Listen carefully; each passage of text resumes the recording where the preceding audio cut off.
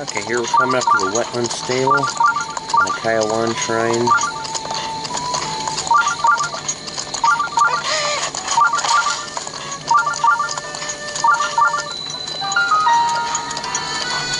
We'll go to the shrine first and then check out the stable.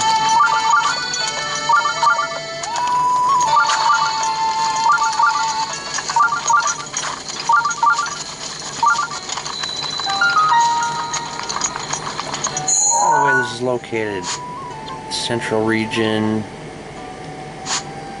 like kind of between the central region. I had this pin marked in the wrong spot, but it's like right between the central region and the Dwindling Peaks region. Now, if you're going to go from this shrine, if you've made it to Riverside Stable already and you want to travel from there, I would recommend not going this way because there's guardians around the central region, so I'd probably go this way.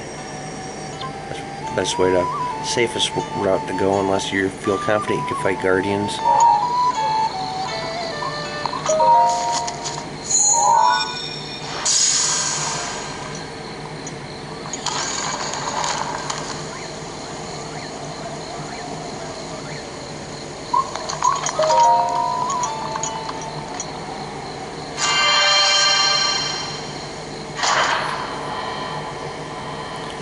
The stable is a pretty cool one. There's a lot of goodies about it. I'll show it when we're done with this shrine.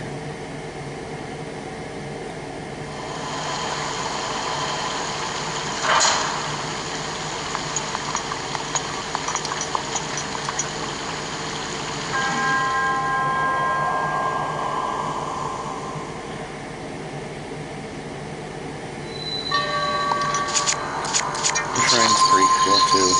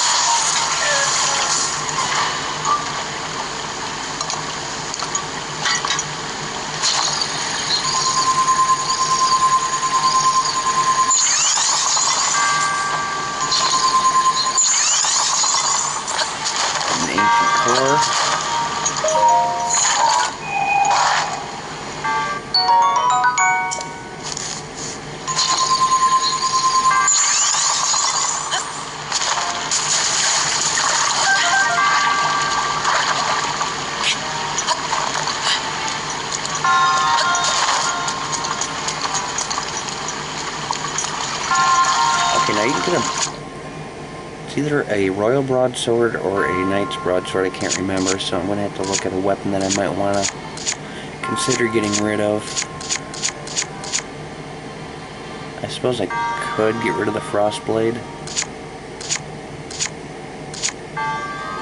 Or I could get rid of one of these. Maybe I'll get rid of this one. First, you want to get rid of these Guardian Scouts.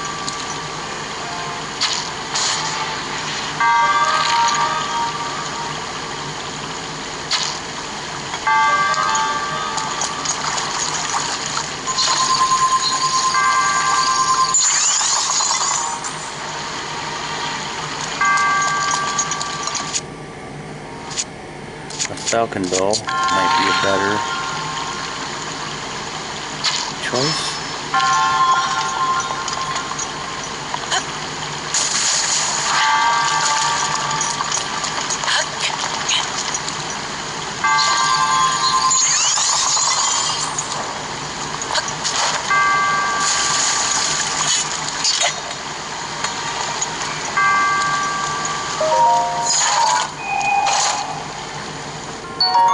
Knight's Broadsword, so I got plenty of them right now.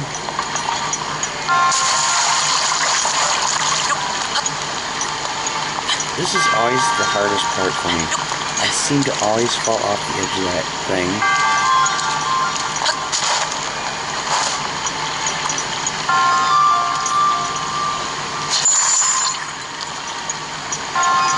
So far, I'm looking pretty good though.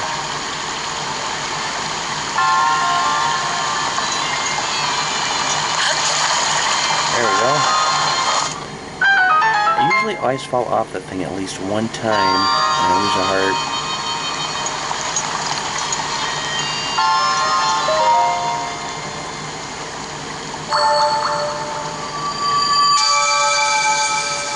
And now we're gonna go take a look at the stable.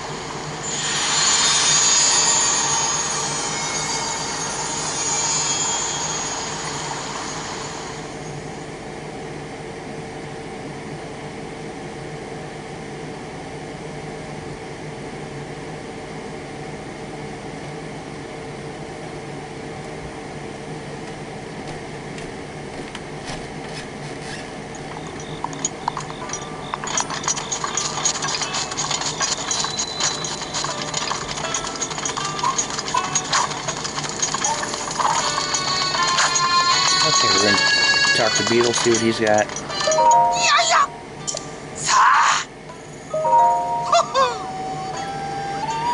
So other than the normal arrows, he's got hot-footed frogs, smother-winged butterflies, and tireless frogs. Wow! Wow! Yay! I wonder if I have any frogs.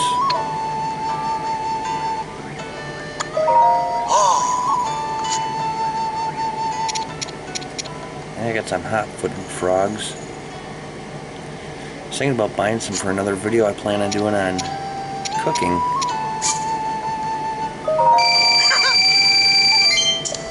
I'm gonna go ahead and sell all the stuff I don't need.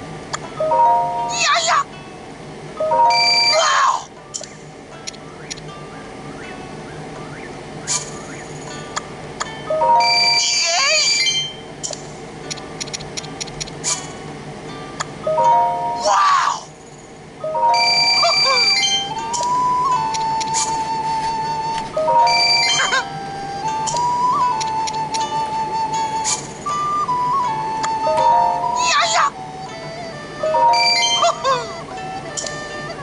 I'm gonna save maybe the bokoblin guts, because you can actually make elixirs out of them, so I want to save them for the cooking video I'm going to be doing.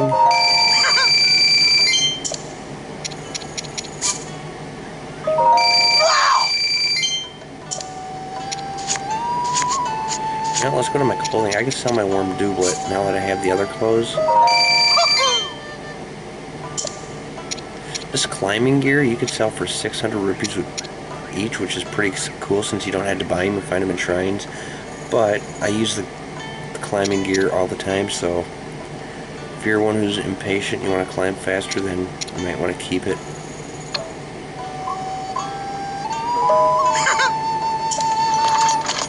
Okay, so we're going to show some other stuff. First I'm going to sit by the fire and pass it to morning.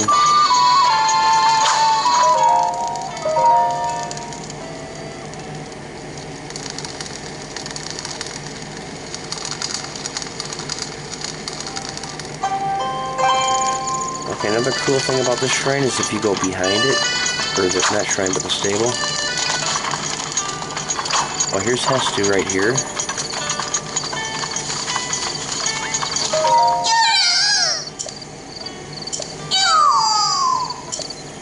If you don't know who Hestu is yet, I'd suggest checking out my video about Hestu and Korok seeds.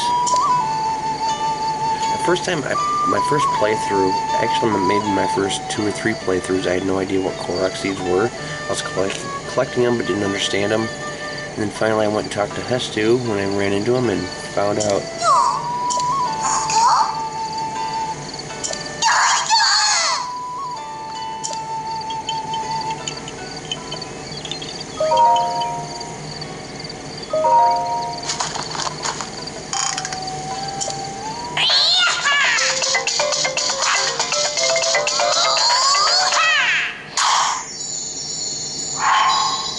you probably should have came to him before the shrine. I wouldn't have had to get rid of my trident.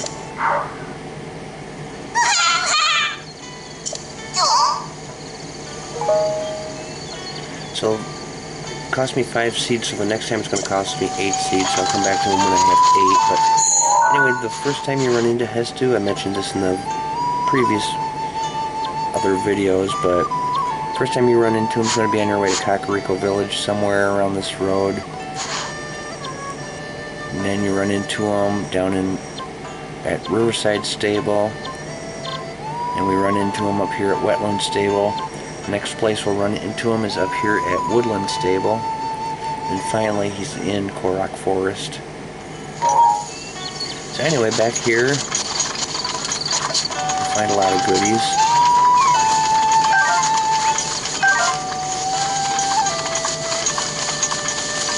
Kind of wander around the woods, you find like Endura shrooms.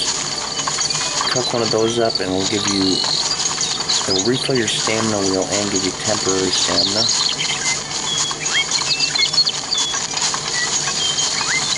Here's a hardy radish.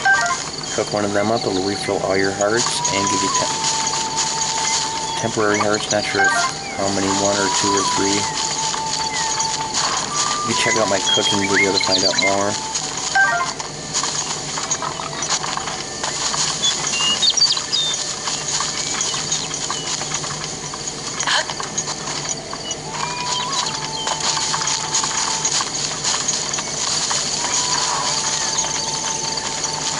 I just kind of wander around out here and you'll find stuff. A lot of good stuff. Big hardy radish. Another hardy radish.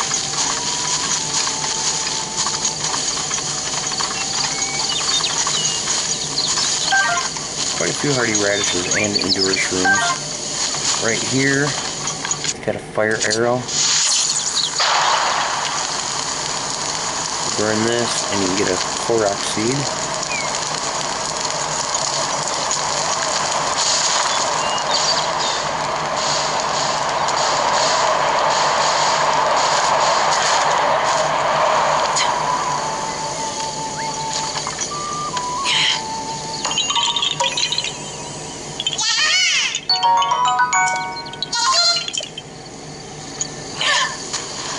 Ouch, it went right over him. What's he talking about? Some more endura shrooms. I see something sparkly over here. It must have been this. Armorants you can cook up for armor, like temporary defense, but it doesn't seem to be that good. Cook up 5 of them, I think it gives you like a mid-level defense. Iron shrooms are far better.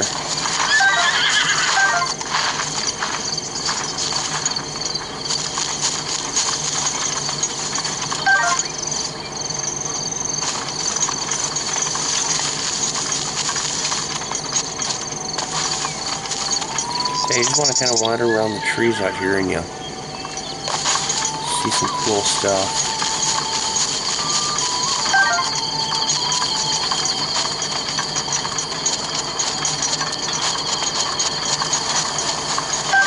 Hardy truffle.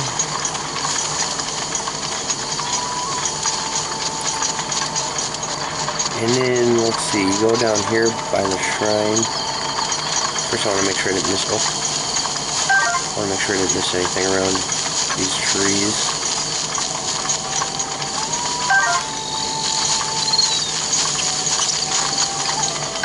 A lot of hardy radishes. So anyway, you go back towards the shrine and go down kind of by the river. You'll see a guy down there somewhere.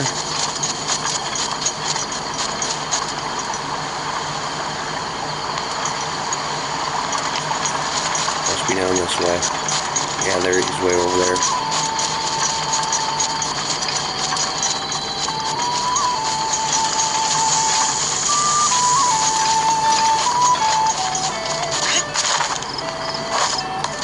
So you talk to him.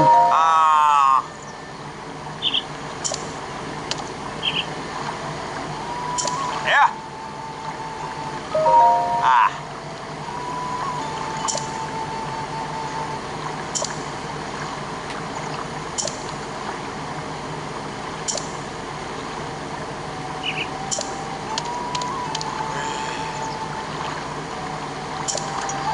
Okay. So here's a side quest.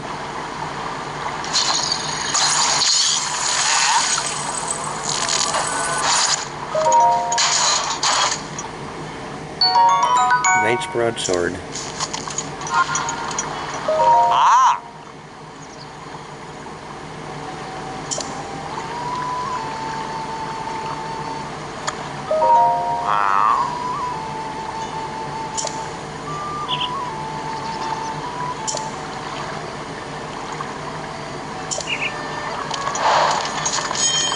So normally I don't do side quests unless I'm going to get something useful out of it. You often get like rupees. I'll do shrine quests, but there's like tons of side quests in the game. You can talk to Cass here and they'll kind of tell you a story, but it's like a really long story that's all reading. Kind of explains his purpose in the game, but I'll go ahead and tell you. His purpose is you'll run into him in like weird areas in the game, like out in the middle of nowhere. He'll be playing his accordion there, and you talk to him and he'll sing you a song about that place, and it's basically a hint about a shrine quest, and you have to figure out what it is, and you do that shrine quest, and a shrine will pop up out of the ground. So you'll run into him often in certain spots. So anyways, that's Wetland Stable. And whatever the name of that shrine was I said. Can't remember it. They got such weird names.